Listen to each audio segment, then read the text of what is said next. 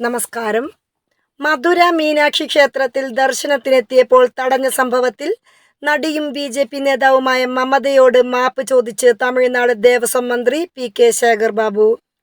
സംഭവത്തിൽ അന്വേഷണം നടത്താൻ ദേവസ്വം കമ്മീഷണർ ഉത്തരവിട്ടതായും വീഴ്ച സംഭവിച്ചെങ്കിൽ നടപടിയെടുക്കുമെന്നും അദ്ദേഹം പറഞ്ഞു. ഹിന്ദു ആണെന്ന് തെളിയിക്കാൻ നടിയോടും ഭർത്താവിനോടും സർട്ടിഫിക്കറ്റ് ചോദിച്ചതായി നടി ആരോപിച്ചിരുന്നു. തങ്ങളെ തടഞ്ഞ സംഭവത്തിൽ ദേവസ്വം മന്ത്രി നടപടിയെടുക്കണമെന്നും നടി ആവശ്യപ്പെട്ടിരുന്നു. ഇതിനെ തുടർന്നാണ് മന്ത്രിയുടെ ഇടപെടൽ. ക്ഷേത്ര ദർശനത്തിൽ നിന്നും തന്നെയും ഭർത്താവിനെയും തടഞ്ഞ കാര്യം നടി തന്നെയാണ് വെളിപ്പെടുത്തിയത്. ഒടുവിൽ നെറ്റിയിൽ സിന്ദൂരമണിയിച്ച ശേഷം മാത്രമാണ് ദർശനം നടത്താൻ അനുവദിച്ചത് എന്നാണ് നടി സോഷ്യൽ മീഡിയയിൽ കൂടി ആരോപിച്ചത്. താനും ഭർത്താവും ഹിന്ദുക്കളാണ്.